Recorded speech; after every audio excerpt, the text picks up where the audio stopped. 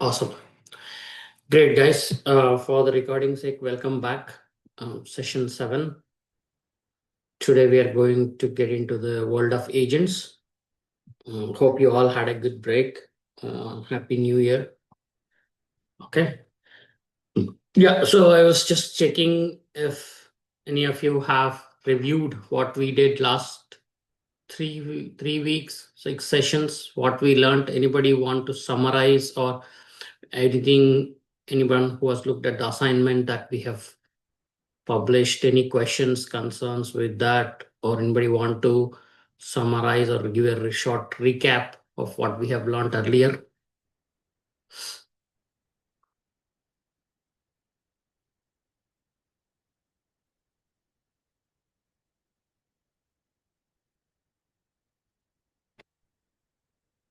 Come on, guys.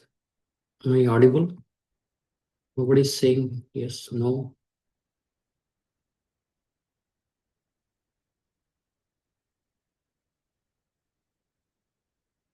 Nishi, Gyan, Yes, sir.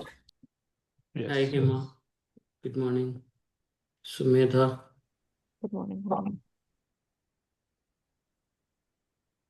okay, all right. So, Arun, I just revised all these things, and Mhm, I was trying to create the RAG application chatbot. So the file, the code, the boiler code that you have uploaded on the drive, it was not similar to that what we have seen in the session. So there was some LangChain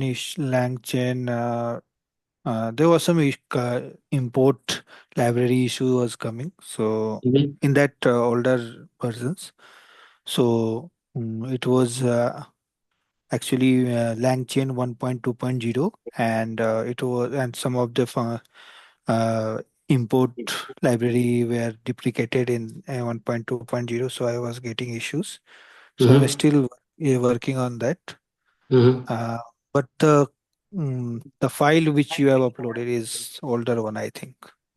Okay. Yeah, so that is a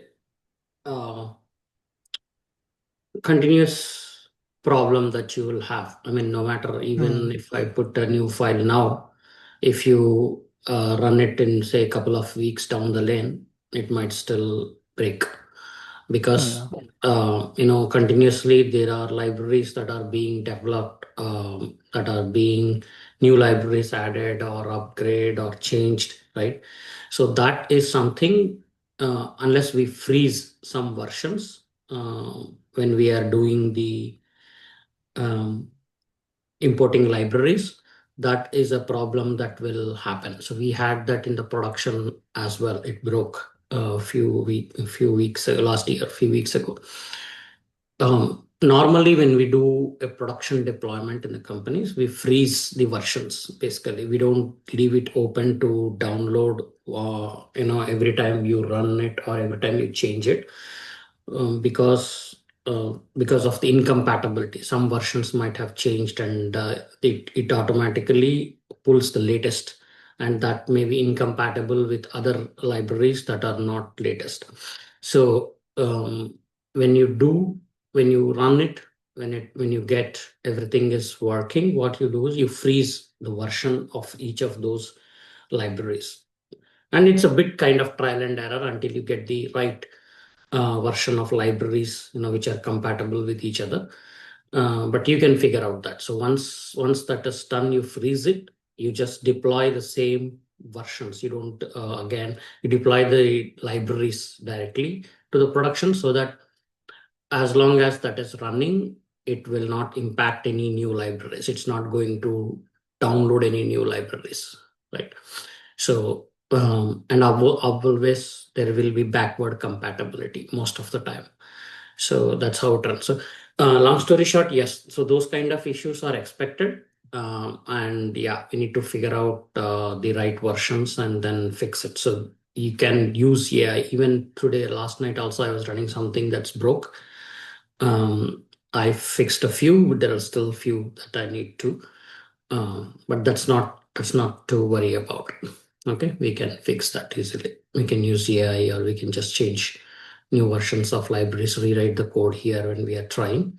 So that's not an issue. But it's a good thing that you are actually hitting the ground, getting hands dirty, trying to execute, seeing all of these issues, because that's where you get more confident.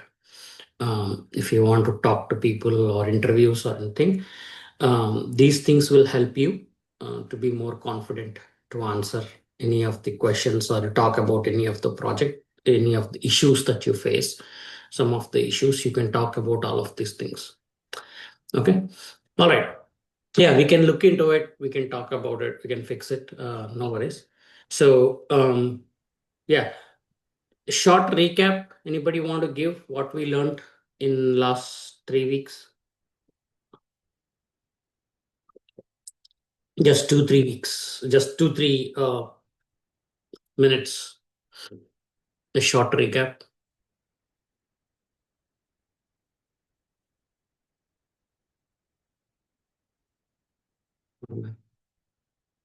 Okay, people are like still not back from vacation. All right. Okay. So we And talked about the What's that? yeah, we learned about the similarity search, and Mm-hmm. then we tried something on RAG, where Mm-hmm. we went through the architecture of RAG, including the process of chunking, embedding, and storing the data into vector database, and retrieving the results from the database using similarity search, adding context to the query, the augmentation part, where we enhance the results using the context and retrieve the appropriate response to our query. Yeah. This is the RAG architecture, and we tried some sample with OpenAI embeddings and LangChain models. Right. Yeah, that's right. Thank you, Hema. That's very good. Awesome. Different type of vector database we used. We've Yeah. learned different type of vector database, Pinecore, Mm-hmm. Chroma, and FastDB. Yeah. Nice. Okay. We also looked at Astra Sh- DB, right? yeah, last session. Okay, great. Thank you. Thanks, Gyan. That was great. Awesome. So yeah, people still remember. All right. Yes, we talked about GenAI evolution, prompt engineering to start with. Then we talked about the limitations of LLMs. We talked about LLMs, different types. We talked about their limitations. We talked about how we are going to um, fix or address the limitations of uh, uh, some of the limitations of the LLMs. Okay, basically hallucination we talked about, where we are trying to address with changing some kind of temperature or grounding, for asking it for citations or with some prompts, and then also some guardrails can be done for that. So there are a lot of things that you can do for hallucination, judging, evaluation, and all of that. And then we talked about the cutoff for the knowledge. That's where we got the RAG. We built RAG, so because it does not have the confidential and company information, or personal information that we want to give as context to answer the questions. So internal data, to provide internal data for the models. So we created kind of RAG, where we store our internal data. In the RAG architecture, we use all the data, either document, structured, unstructured. We split it into chunks. We create embeddings. We talked about different embedding models and dimensions. Then we talked about vector database. Then we talked about similarity search, different types of similarity search algorithms that the vector databases use to search for the similar items. Then we connected all of these using LangChain to build a RAG architecture, used some different vector databases. similarity search algorithm. We talked about difference between the normal SQL search and the similarity search, which uh, preserves the context of what you're searching or what is stored. Then we created RAG. We built the RAG application, adding the LLM model to it to answer the question, final question from the context that is retrieved from vector databases. We built a application, end-to-end application. Basically, we took a use case of resume screening, and then we built that application end-to-end RAG with the endpoint, and we tested that. And we also looked at no-code platform Langflow, how you can drag and drop certain components and connect to all of these components to each other and build a workflow kind of RAG, and then we tested it through the endpoint. So that's all the journey we have been so far. So now we are very confident of the RAG architecture. We are confident about LLM models, their limitations, right? And the different components that we have till now that we built for RAG architecture. So there will be more use cases we'll be doing. Of course, we will come back and do a hyperscaler like either Bedrock or Google to build these RAG architecture or agentic architecture on them. We'll come back to that again once we do the agentic, because I don't want to just repeat the same RAG architecture, in multiple things right now. So we'll come back to it. We'll also do deployments. So when we do the deployment, we'll also revisit the RAG architecture or agentic AI both when we build that. So with that, since we know how to address the limitation of having LLMs not having the knowledge of private data or organization data to provide the context. Now we want to look at the other limitation that the models have. Can you guess what is the other limitation we talked about earlier?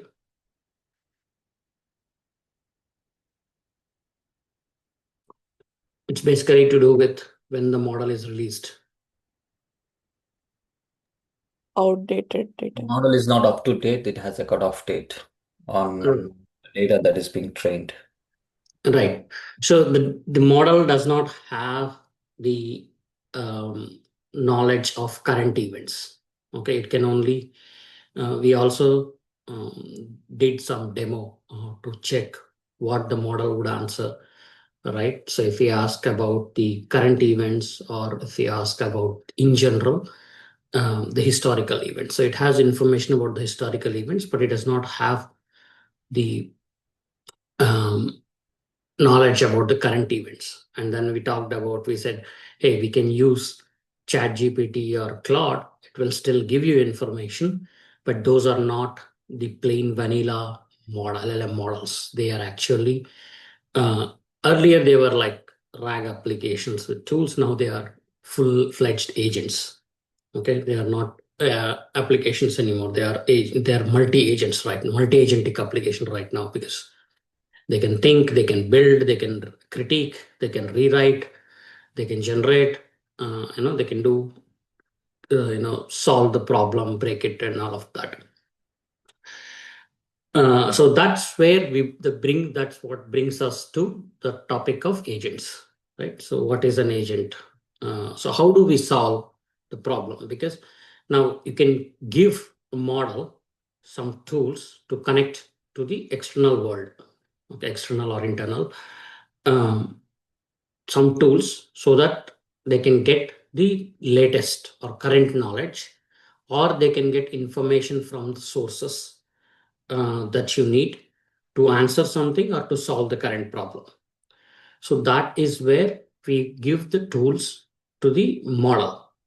Now, as we give the tools to the model, so it's like we have a model, but it has limited capabilities, right? So let's say you are, Avengers kind of a thing. You start giving them powers, right? So let's say they have powers. So we give them tools to use. So now they are kind of have a different kind of tools at their disposal, which they can use. For example, they want to connect to web, they want to connect to database, they want to connect to whatever source API and pull the information and then use it to answer the question or to solve the problem. So that's where it started, the evolution, the model with tools, and then building a wrapper and then doing adding a few more things to it. They become full-fledged agents, so at the core of the agent, what we wanted to talk about is at the core of the agent is always going to be a model. So we'll see what an agent means, right, in the context of agentic AI. Right.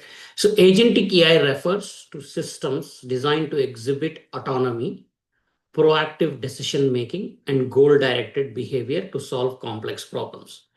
So the keyword here is autonomy, basically, that it operates with minimal human intervention.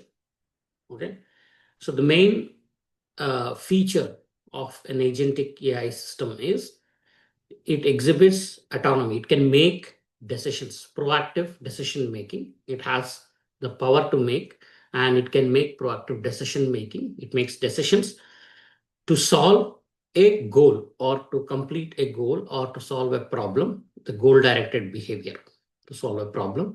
So it has a goal. Now it will split into the tasks or into parts, takes each part and then thinks about how to solve that.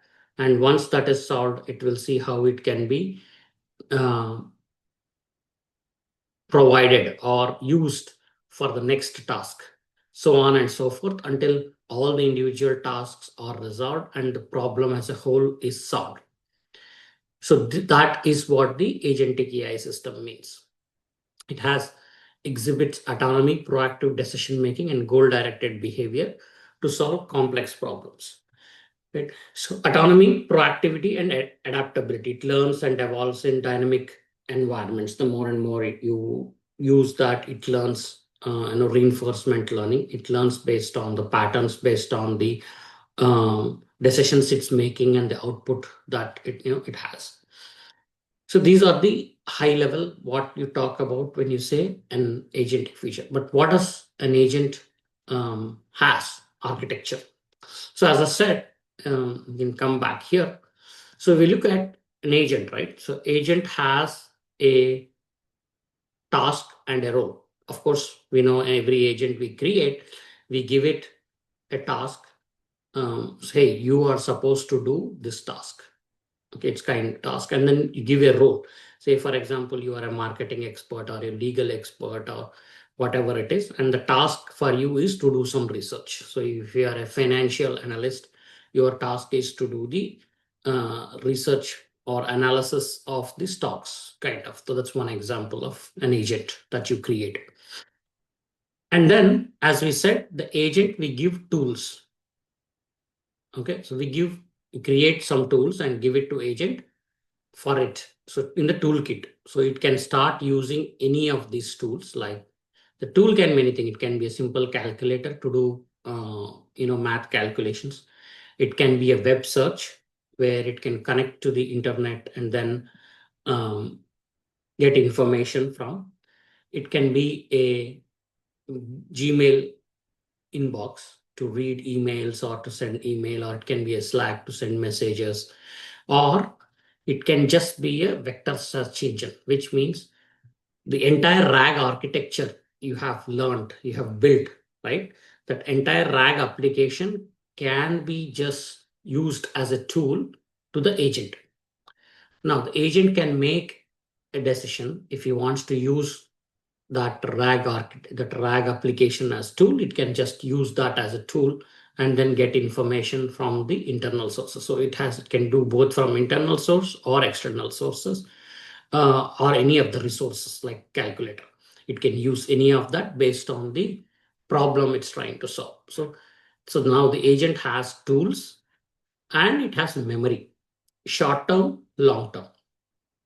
So memory in the sense, let's say it is solving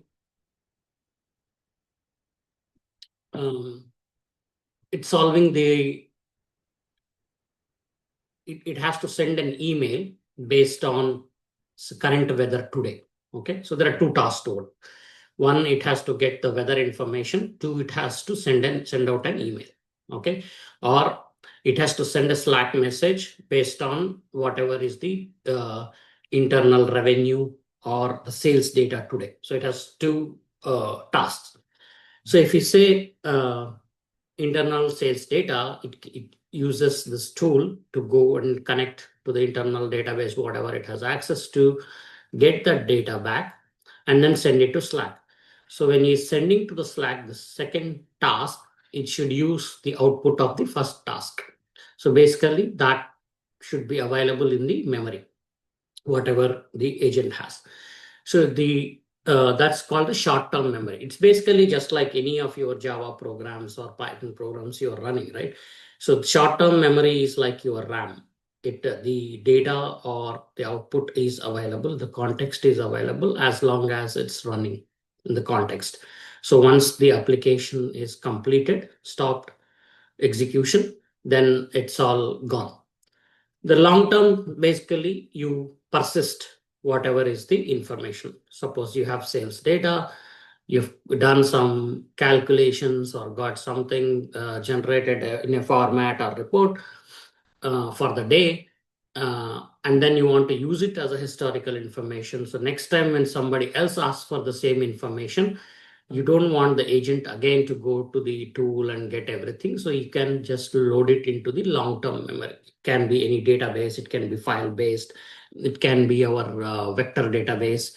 You can store it and then you can retrieve it next time when it runs. The agent can decide to retrieve from the long-term memory and see if it can use that. If not, then it can go and refresh. It's like cache kind of a thing, short-term and long-term. So, right. So we have seen agent.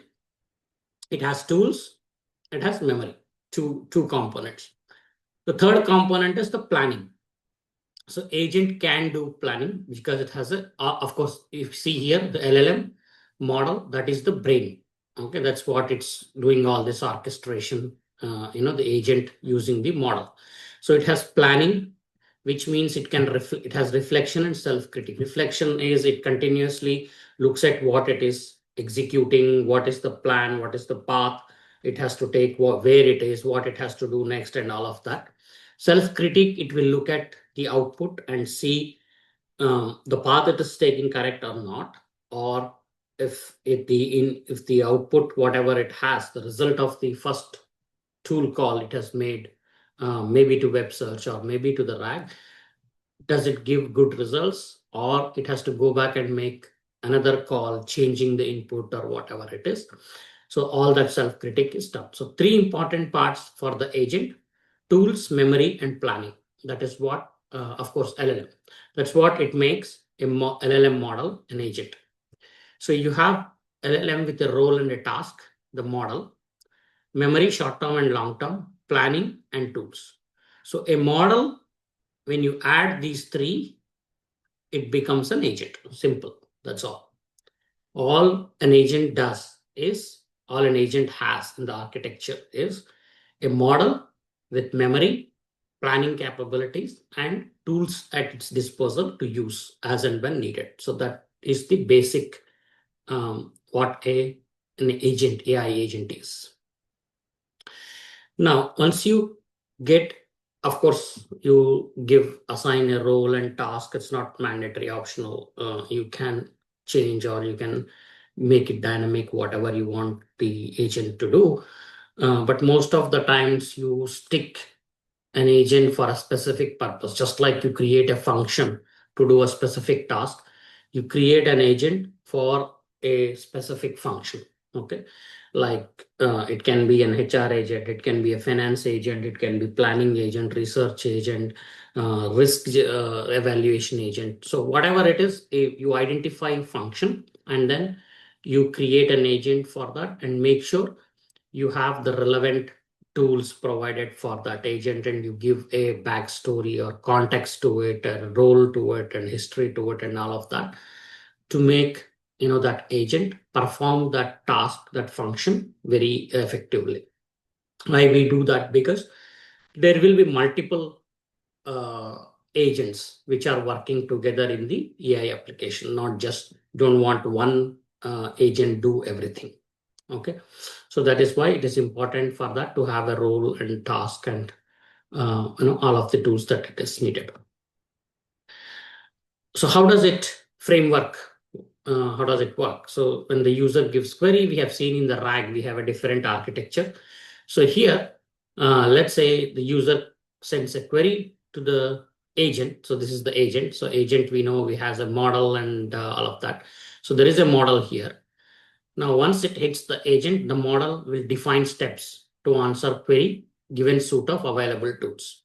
So it will define the steps, it will identify or plan what it has to do based on the tools that it has, whether it can answer from its own knowledge or it has to use the tools. Then we give the tool library. So whatever tools we want to give to this in this agent, whatever is available, like calculator, code execution, doc search, weather information, chart builder, whatever tools we create, then it will execute those steps. Then it will do a critique planning, the LLM, and then it says, no, it's not done yet, or we can go to next step. It goes update steps. Then it executes the next step. This loop continues, goes on until you return a final answer. And the most important thing here is the updates, the loop here. Sometimes it can go into infinite loop, but most of the times you define how many iterations it can do for same task, one task within the within the overall goal, right? So that can be defined, but this is autonomous. It can choose to want to do 2 loops, 3 loops, 5 loops, whatever it is, until it is satisfied that it has got a correct answer. Okay, that's where we say it is autonomous, and then can do proactive decision making. Sometimes we also add human in the loop in this whole agentic AI application, just to review before it takes any decisions or executes any tasks. Okay, now so this is the basic. One question I have. Yes, Satya. Satisfy the answer. So does it checking within self, like whatever output I'm going to provide, this is the correct one or not? Like what it means, like satisfy. Yeah, it checks with itself. There is no nothing else. Nobody else is checking its work, or it's self-critique. Basically, it critiques its own work. That's where the intelligence comes in. It will try to understand what it has done and see once the output is back from the tool execution.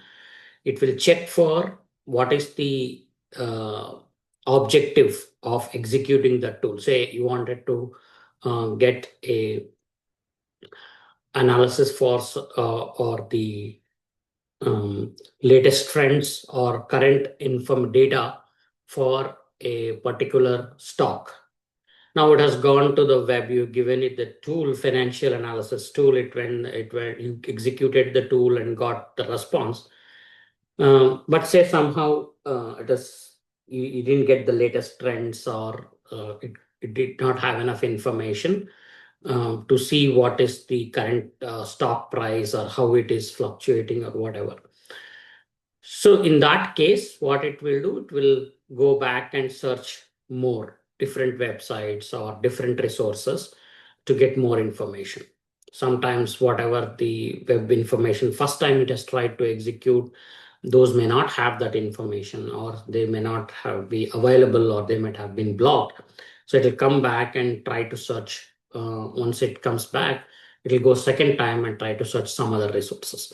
So that kind of inbuilt loop will be there, and then self-critique will be there. So last week or before that, we tried to execute something. So it kind of went to some non-English website, Deutsch website, something, and then it got some results.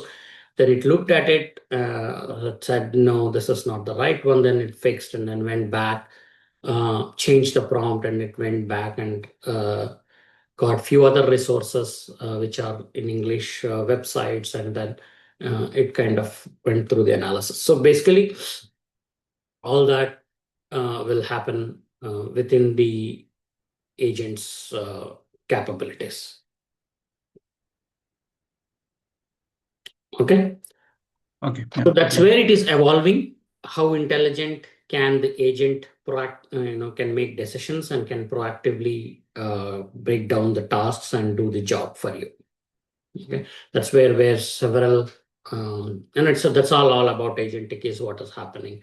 How well they can orchestrate the breakdown of these steps, and then they can critique and review and refine the answers to give a comprehensive final answer from all of these things, this stuff. Okay. Yeah, got it. Okay. Now we'll just give you a quick. There are a lot of frameworks that are out there to build agent. Every platform will give you some platform to build the agents. Every product is building their own platform within their ecosystem to create their own agents to connect to their internal products, right? Internal databases or products or data, and they're all building their own MCP servers as well. Okay, but the main ones, LangChain, as usual, the most popular and the default framework that it was. LangChain, you can use chain-based execution with LLMs and RAG support, just like we did the RAG architecture with LangChain. It will also give you some libraries to create agents, build that. You have more control over the code that you want to do. Langflow, we built the RAG architecture, no code platform, drag and drop, build visual interface, drag and drop workflow creation. The same thing you can use for agents. If you remember, one of the components that we had on the left side was a agent. So you can drag and drop the agent, and then you can provide these three features in there. So you can provide a model, you can select a model, you can select what are the tools that you want, and then you can select memory, what memory you want to use, long-term, short-term, what database you want to use to store memory and retrieve and all of that. LangGraph, again, this is again same from the LangChain Academy. We said LangChain Academy has LangChain, LangGraph, Langsmith, and LangGraph Studio. So one of these LangGraph is for the multi-agent orchestration, graph-based execution, and parallel workflows. It has nodes and edges where you can create a path or a orchestration workflow with agents to create a complete orchestration to do a multi-agentic application. So it can choose which path it wants to take based on at each edge, what is the decision, whether it wants to use the agent or it wants to go back into the loop or next step kind of a thing. Crew AI is very popular. Role-based AI agents for coordination capabilities. It's easy to use, popular platform, quick. We can develop an agentic application very quick, and multi-agent team-based orchestration it does kind of thing. So we will explore Crew AI, we will explore Langflow, we'll explore a few other frameworks that will give you a very good hang of how to create agentic AI applications and deploy them. Autogen is another platform that you can use to build. There are a lot of other ones, as I said. You can build on Bedrock. Amazon Bedrock has agentic features. You can build on Vertex AI, Google. You can build on Azure AI Foundry. You can build on Databricks, just AgentBricks. You can build on Snowflake Cortex. You can build on what else is there? N8 and Zapier, of course, all of these, Make.com, these are workflow automation tools now have capabilities to plug and play, just add agents to any of the workflows. That is already there. ChatGPT has come up with Agent Kit or something similar where you can create a workflow automation or an Agentic AI application that is also UI based. We will explore that as well. Long story short, every platform is now coming up with their own feature to create Agentic AI applications on that platform. Okay. Now, when we talk about, again, the same question, I know most of you will have, hey, I have my databases on-prem or I have my database on the Azure. How do I create an agentic application using Crew AI? How does that integrate? So basically, you can create an agentic AI application on Crew AI platform, build the entire application, and then deploy it onto your Azure OpenAI, and then connect from there to your internal AI models, LLM models. You can connect to the databases or Azure Blob or whatever you have on Azure AI. So you can integrate all of this Crew AI. That's what we have also done. We created pure play Python based, like just imported Crew AI libraries. It's open source, and then start building the agentic AI application, and then deploy it on Azure as Azure function, and then it can connect to any of the Azure OpenAI endpoints using the internal authentication that you have. Same thing you can deploy on Google Cloud, also. So we will look at how we can do the deployments, how this can get onto the cloud, how we can execute all of these things. All right. So that's a very high level introduction to agents. I know it feels like agentic AI is a huge thing, but at its very core, it's just this simple. An agent is just a model with three resources added. One is the tools, memory, and planning. Okay. And of course, it has a task and role for it to generate. But any model, when you add these three capabilities, it automatically becomes an agent. That's all towards this. That's its simplest way of representing.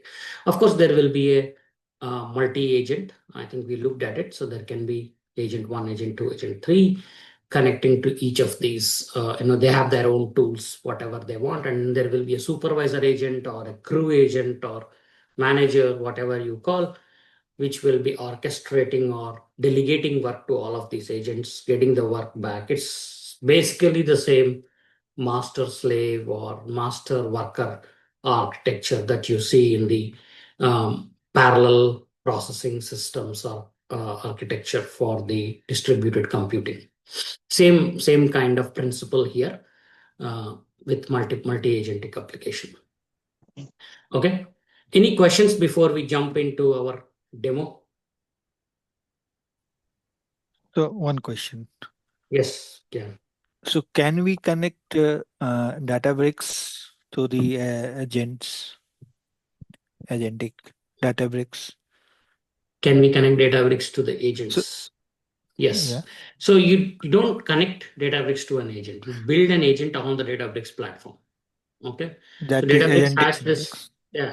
agent bricks. Yes. Agent bricks. So you just go to agent breaks. It will be more like your drag and drop or kind of a thing, or a code where you drag and drop your agent, and then you choose which model you want to use, which is on Databricks, DBRX, or hosted models, or any external models that you want, either OpenAI or any model, and then you choose the tools that you want to give it, and you can develop everything on that platform itself. Okay. So I have one use case for the healthcare. So we have data stored as a HL7 message in the Databricks, and we just want to sometimes we have to replay these HSN messages to some IPN port, means some interface engine. So can it be automated through agentic AI? Mm, You got I, my no, I didn't get you. So you wanted so to. so in healthcare we have HS7 message, that is message protocol used in the data exchange as a message that is format defined already by healthcare or HS7 organization. So suppose we want to send some patient information to other systems, that is that we connect through the HSN messages. Suppose we have the hospital HIS system and we have LIS system. So suppose the Yes. patient registration is done on the HIS system and we want to send that patient information, other information as well to the LIS lab Mhm. system. So it's connected through the HS7 messages. And so for in the current my project, we are storing that HSN messages for each practice or site and storing in the Databricks in data lake house. Mhm. So my question is that sometimes what we do, that sometimes we have to do some reprocess the messages that we are storing in the Databricks, but we are not sending to the endpoint, or sometimes we are just keeping that messages in the data lake house or data warehouse system, but we are not sending to other system, just filtering out. And so after implementing some other codes as well, so we just after that few days team will come up and say that we need from this date to that date, we need to reprocess these HSL messages to the destination, to the IPN port. So can this be automated through agentic AI? No, so yeah, I understand what you're saying. If I understand correctly, all you're talking about is the workflow automation. You are Yeah, sending some messages, processing and sending out. Some messages are missed, you have not sent. Sometimes you want to go back and reprocess. Okay. yeah, So correct. these are standard automation jobs. It's a standard Databricks uh, job, right? So you can create a job workflow and then create a notebook that runs processes or reprocesses, does transformation, and then write it out to anything and then publish to something.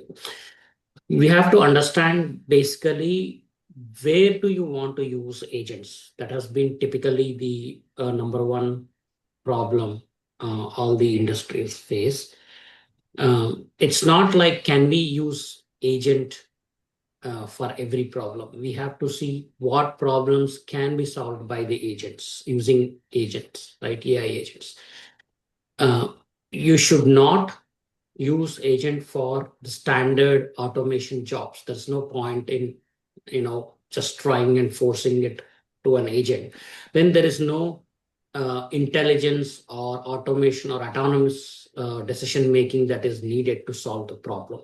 There is no, it's a standard workflow automation, basically.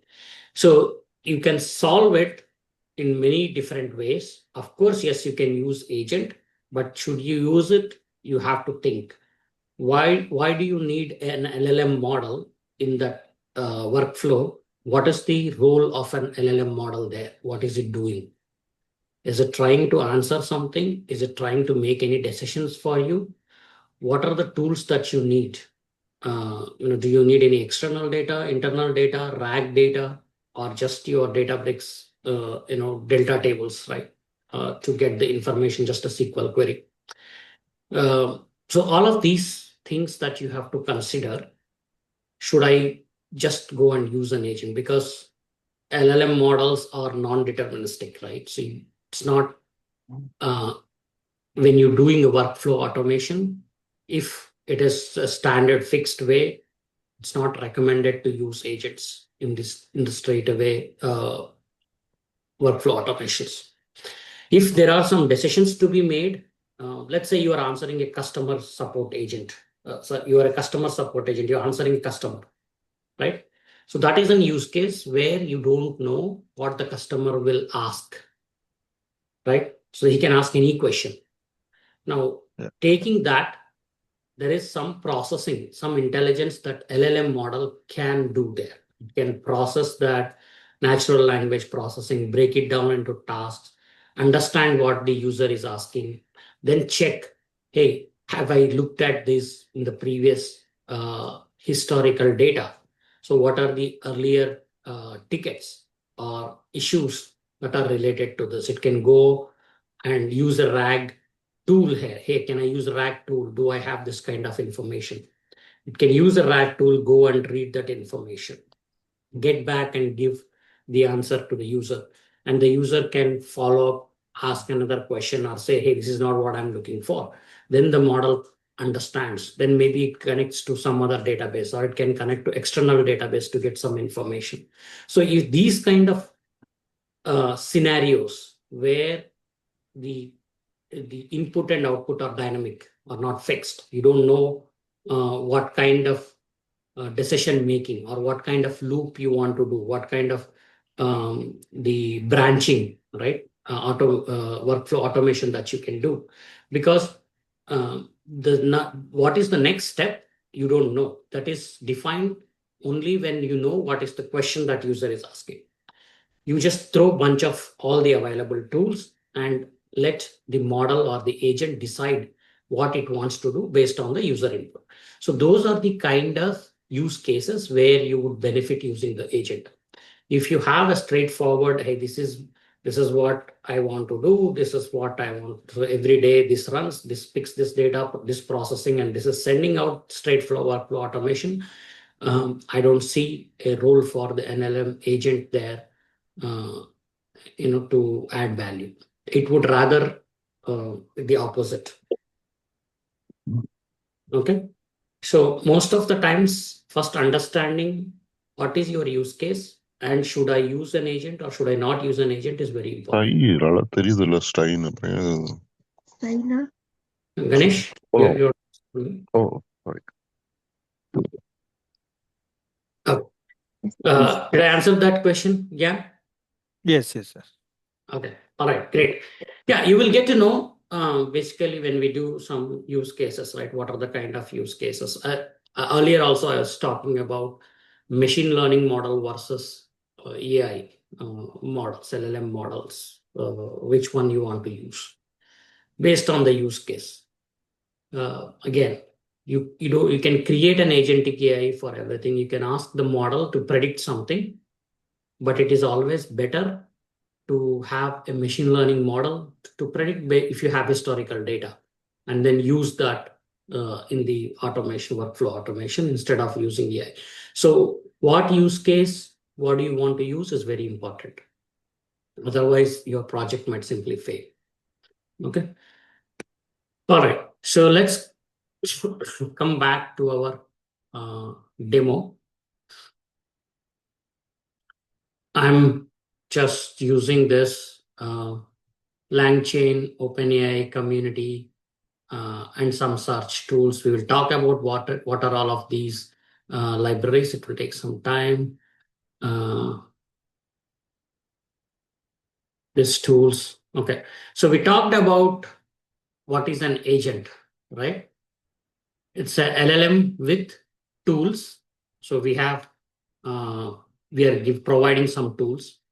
It has decision-making capability and a loop. It can do a loop. Of course, we talked about memory and task and all of that. So again, here I'm using OpenAI API key. As I said, you can use any of the LLM models that you want as your LLM. Any OpenAI or Claude or DeepSeek or anything you want, you can use any model. There is no restriction here. Now, we're starting from the basic. We said any LLM model, then if you add these wrappers around it, it would evolve into an agent. So what I'm trying to do here is I'm just taking a raw model and just adding the tools to it. So as I said, tool can be anything, right? I said it can be a calculator, it can be a web search tool, it can be RAG, it can be Gmail, applications, integration, and anything, right? So it can also be a Python function. If you see here, it can also be a code execution. You can create a tool to execute some code on the network or on the machine or on the environment that you have. You can send a code snippet to execute. It can also do a document search on the machine that you want to do. That can also be a tool. So how do you implement this? This can be done with your Python code or SQL function. Anything you can create as a tool that can be invoked as a function, you can use as a tool. So here I'm just writing two Python functions, multiply and add. These are two functions I'm creating as tool with this decorator @ tool, which I have imported from LangChain core. So LangChain core gives you a library called tool. Using that, you can apply a decorator and then you can define functions. Integer. It takes two parameters. And this part is very important. What is this function doing? Okay, this is how the discovery happens. See, there is no magic, right? If you just blindfold a model, LLM model, and then you throw some bunch of tools, how would it know what that tool does, right? So it is the metadata that gives the capability for the an LLM model to discover, to understand, hey, I have these tools, and this tool can be used for this purpose. When I say get financial data, I create a function and then I write some SQL code to connect to my vector database or RAG architecture internal database to execute some queries and get the data. Now, when the model looks at, say, there is a question that has come from the user, can you give me the sales data for the last quarter? Now the model is lost. Where should it get the last quarter sales data? Now it will look at all the tools it has and sees, do I have any tool that can give me the sales information data? So when it goes through this metadata, it looks at, hey, this function, you can write this function or this tool will give you the sales data from this tables. You can get information, whatever, blah, blah, all of this here. So the model will understand and then tell the agent, hey, use this tool, you will get information. Then the agent will invoke the tool, LLM with the tool, agent will invoke the tool, get the results, and then give it back to the model. All that happens. So long story short, yes. So when you define the tools, you have to have this metadata. Of course, out of the box, whatever tools that are coming in, they already have the inbuilt metadata that will talk about the tool. Even MCPs have, the tools. Agents have the flashcards. MCPs have the tools, and those tools will have all the information of what that capability of the tool is, what it is going to give you, what it's going to solve for you. Now I've created two functions here, just simple Python functions. It takes two integers, returns A into B, convert to string, and then just returns that string because I said it'll return the string. Add will just add those two and then return it as a string. So these are the two functions. Then I have created an LLM model. Model is Chat OpenAI. I am using GPT-4o Mini as the LLM model for this Chat OpenAI. Now I am binding these two tools, multiply and add, binding these two tools to the model. So here, let me just go.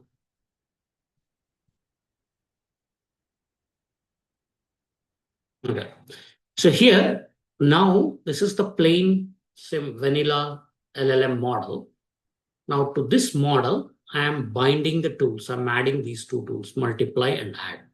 Now this LLM with tools is a LLM model which has access to both these tools, multiply and add. Okay.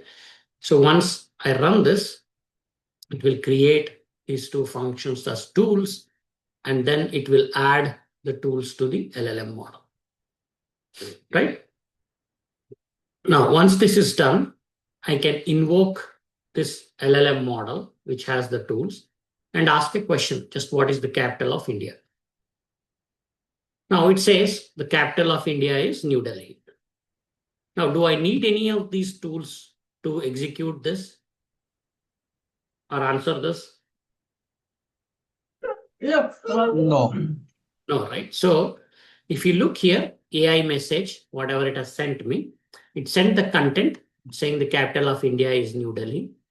And look at this response. I know for this, it will be a very raw response that you look at. But if you see here, the token usage, what are the tokens, prompt tokens, completion tokens, total tokens, and all of this is here. GPT-4 Romini model name, or what you have used, blah, blah, blah, everything. There is no mention of any of the tools here yet.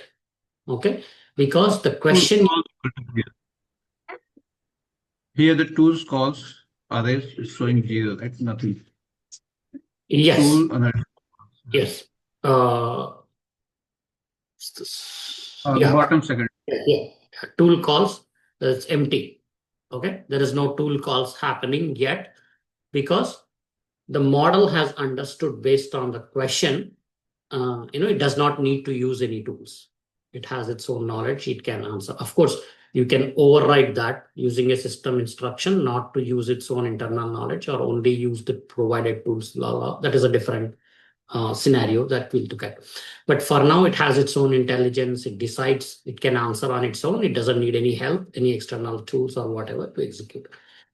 Now, when I say what is the result of 5 multiplied by 3?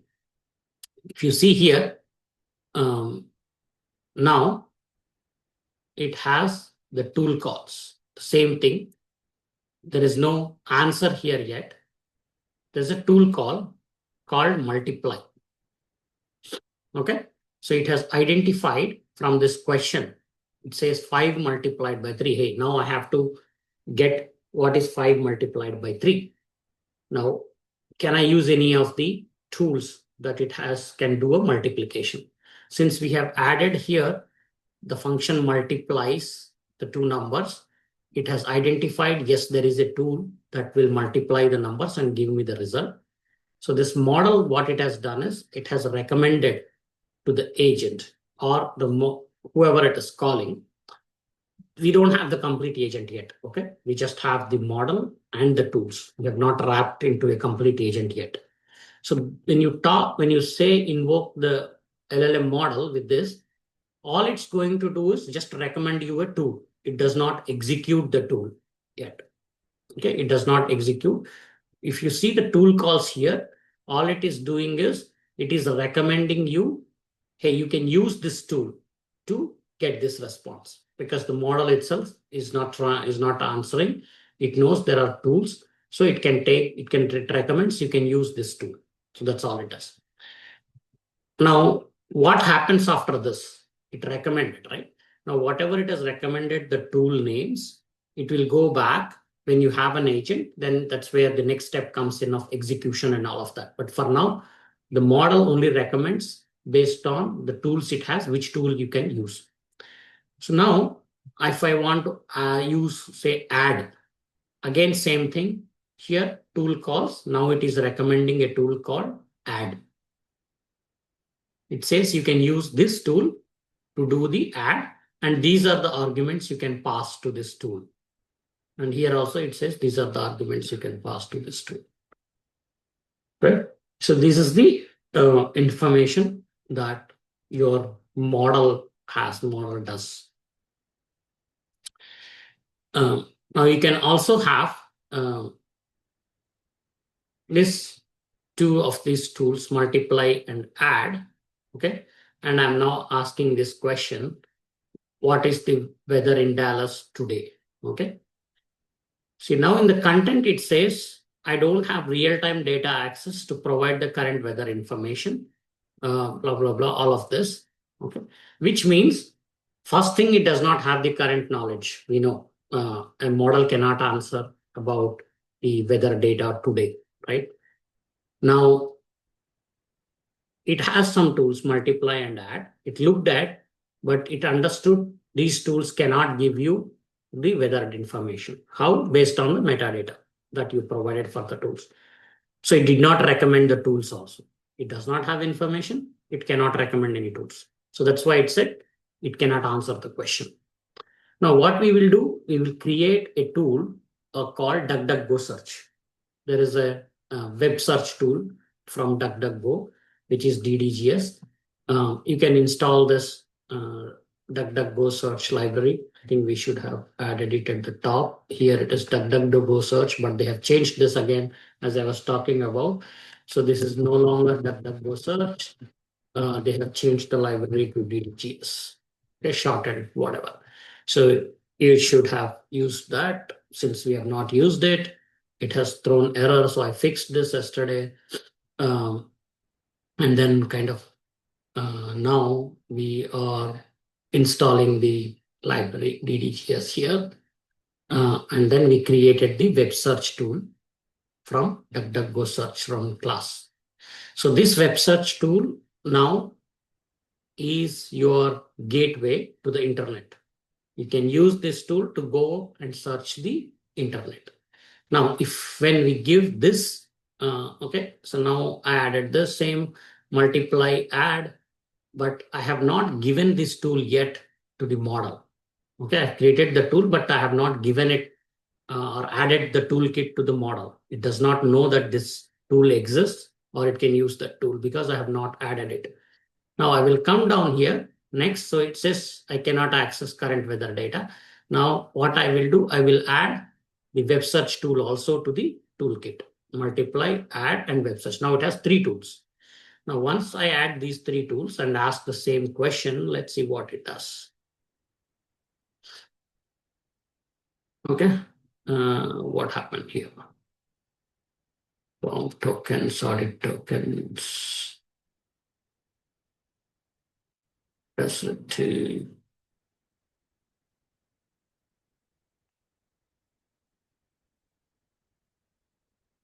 Type set tool call. Didn't give the tool call name.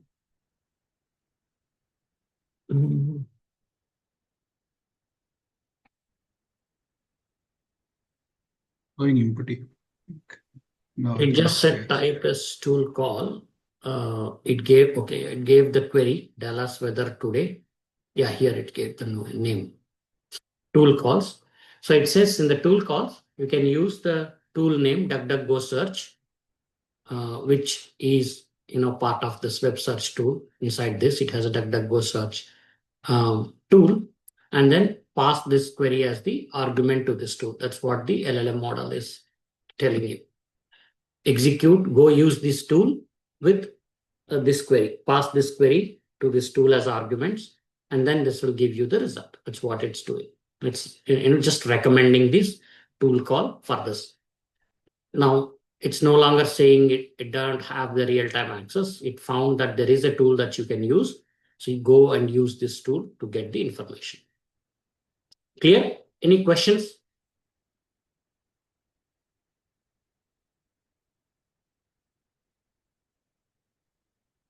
So there is an option of invalid tool calls. So that will occur when it will retry multiple times and it did not get the proper result. Like in the Yeah, it question. tries. No, it says invalid tool calls, or like if you say there is some tool that can do, but it is not available or it's not doing what it's supposed to do, then it says invalid tool calls. Based on the metadata, like errors, yeah, metadata is not there or whatever, it's not correct or something like that. Now, as I said, it only recommends the tool call. Now, how do we execute that? See here, I'm invoking this with the same question in the response. In the response tool calls, you get what is the tool call that it is recommending. Okay. And what is its name? What is the arguments? So what you do, I'm just outputting this. Say, let's say if it has recommended DuckDuckGo search, then I will use that web search tool .run with the query, and whatever is the output we can see. Okay. This is just to showcase. This is what internally the agent does. Right now we are slowly evolving into an agent. So what an agent does, it has a model. The model has tools within the agent. So what the model will look at the question, and then it will break it down, look at the tools and see what tools are available, what they can do, and recommend, hey, you can go and use this tool. So that response goes to the agent. Now the agent will do this internally. It will take whatever the model has given in and it will run that tool, execute the tool. Whatever is the output, that is what it sends back to the model. Hey, see, now you recommended me this tool to execute. I have executed this tool. This is the output. Now go look at this output and do what you want to do. The model will take that output. Then it does the analysis of the output. Again, what was the question? What is the response that I have got now? Are these matching? Is this correct? Is this solving completely, or is this the correct information, or do I have to do something else? That's where we talked about, right? Planning, critique, all of that, the model does. So that way, that is where the agent comes in to execute these tools. The model itself will not execute the tool, it will only recommend. And then that's where the agent comes in. The agent will take that input from or recommendation from the model, executes the tools, and gives the output back to the model. See here, tool output. Now your weather today in Dallas. This is finally what we get in the output. Okay. So when you use an agent, you ask a question, you don't see what happens. So this is all what is happening inside that agent between the model and the agent, what kind of communication, what kind of decision making is happening. Now, once this agent sends this back to the tool, now the tool will go through and understand, and it will convert this into the answer for your question and gives you the output. Okay. Cinderella, the 13 hours of daylight, weather today, very hot with temperature 32, all of this.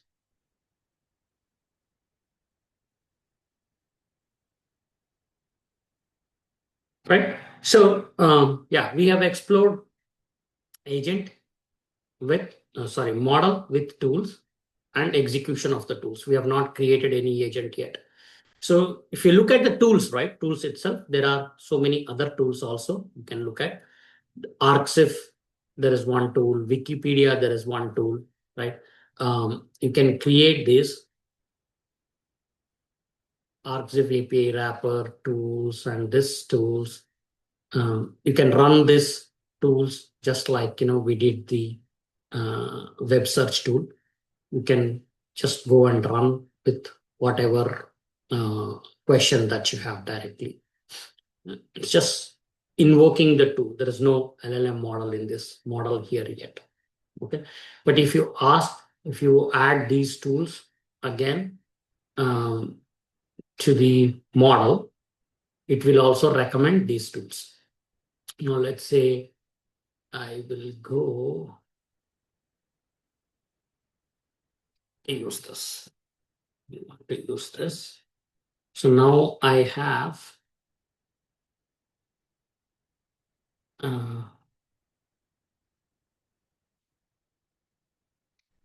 this is the tool. Okay.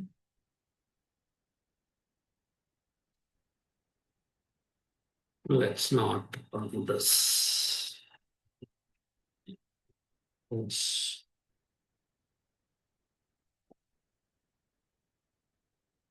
This.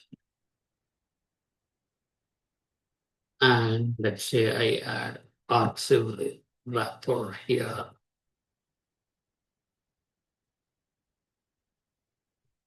And so we want to invoke again with the response here. So let's say, okay, print response. I want to just use quantum. Arxif is a tool. Arxif works on the community website or the repository where you have all the research papers, research related papers. Okay. So if I ask any question about research,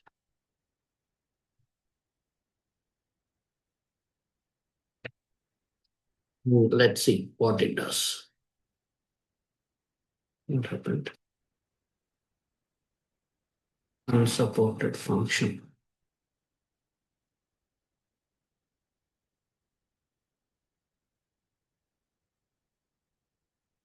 Maybe 1 second. Or you have to do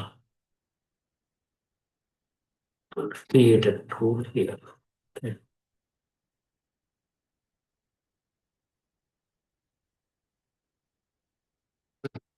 Then they have to create a tool out of the wrapper and then use this as the tool. Do we need to import that? Let's see.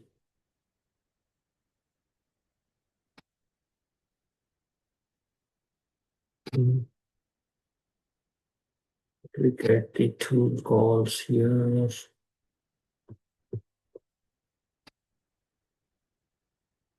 Yeah. See, in the tool calls, now it is recommending to use the ArcSIF tool with query as quantum computing.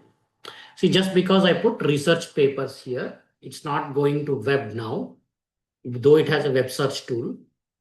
Since I put research paper, it identified, hey, go to use the ArcSIF tool for the research paper. That is more well suited for this query because ArcSIF is purely only for research papers, published research papers there. So if you use ArcSIF tool, it says, for this question, you can use the ArcSIF tool, not the web search tool. So that is kind of the intelligence that is built into the model. It understands based on the question, what is the best resource, best tool that you can use for this purpose. Same thing, then you can go ahead and run some of the, research large language models. If I say history, so these two are ArcSIF and Wikipedia, they have both same kind of information sometimes. So you can just say ArcSIF or using Wikipedia, it will prompt for that particular tool. Let's say if I run this, yeah. So if I say ArcSIF, it should recommend me ArcSIF tool. If I say Wikipedia, it will recommend me the Wikipedia tool. I know we are giving some suggestions here explicitly, but still it works sometimes without that. But since both Wikipedia and ArcSIF have the same kind of information, sometimes it picks and chooses arbitrarily one of these tools.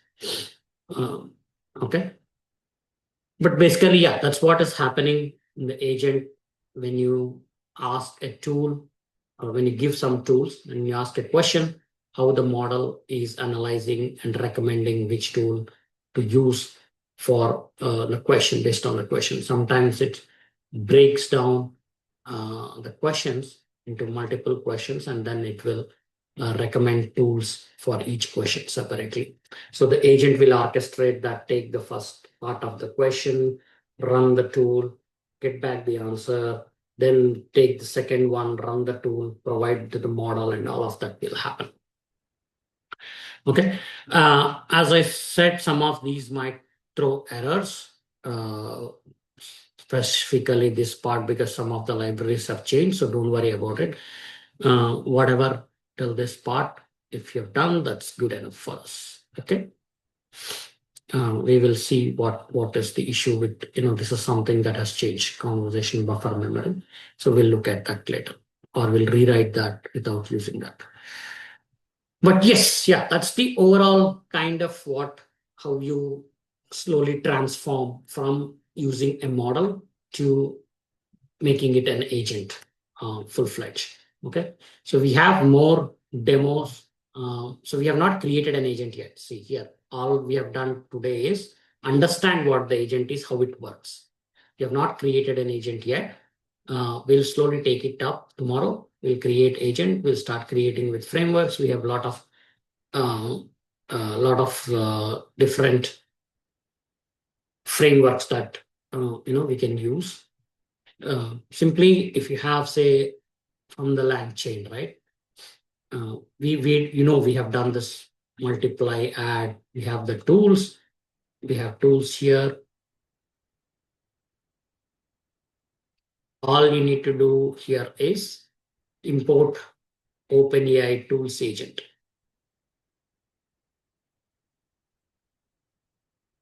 Let me see if I can run this. Line chain AI.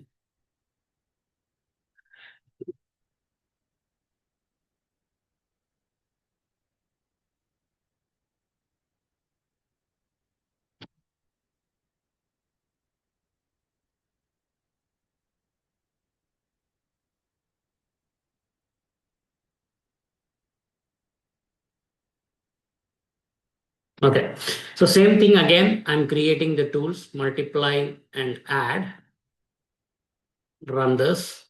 So now we have a model, we have tools.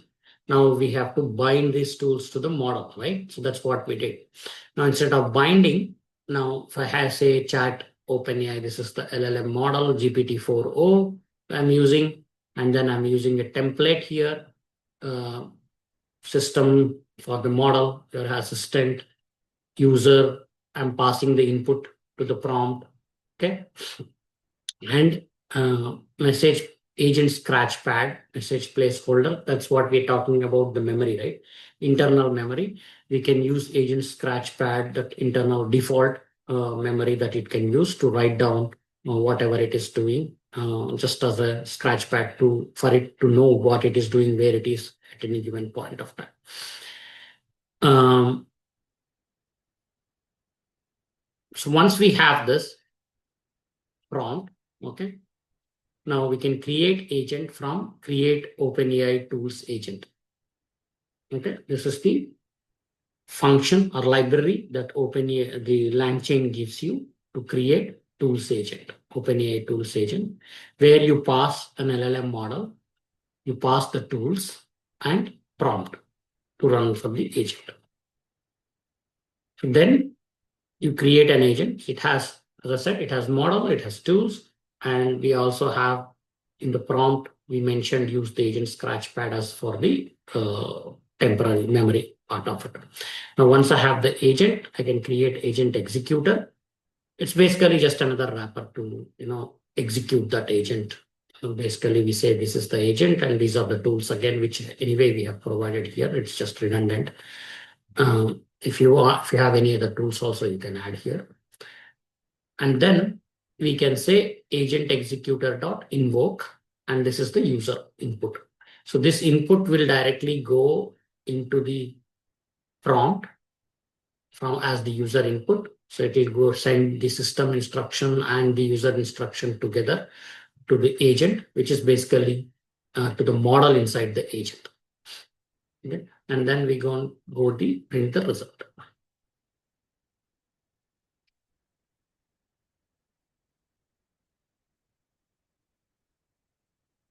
Okay.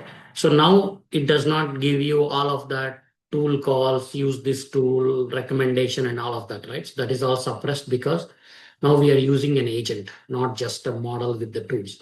So all of that we talked about, it went to the model looked at it, the model recommended to use this tool, and that tool was executed by the agent, and then the whatever is the response again was sent back to the model. The model looked at it, the question and the answer provided by the tool execution, and then it gave you the final output. So what is the input and what is the output? So output is this. Okay. Now, let's say and add 500 to the result. Let's see what it does.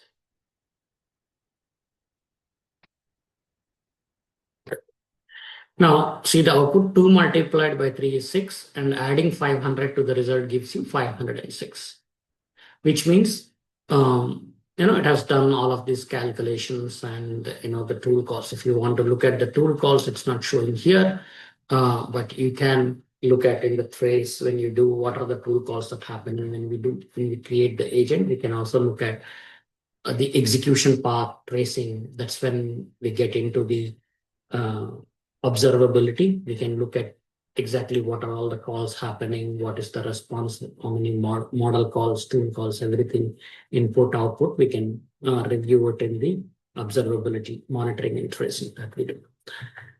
But yeah, so using the LangChain, this is as simple. You can create the agents and tools and provide access to it. Any questions?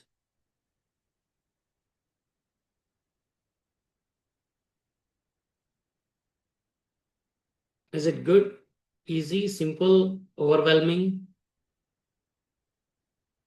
What do you think?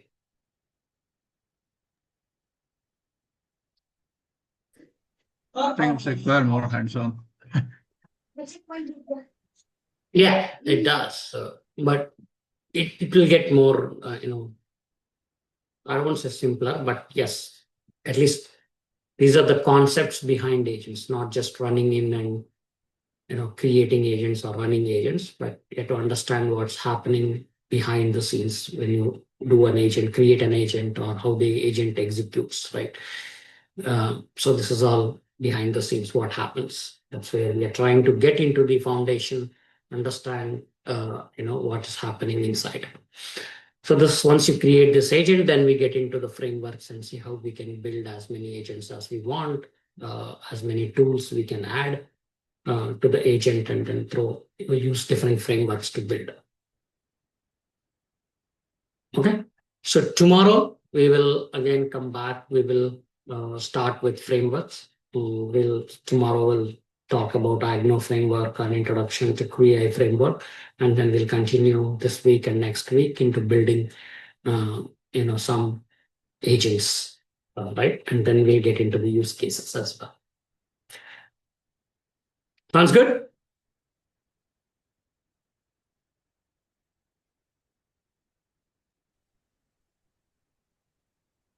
Right, guys?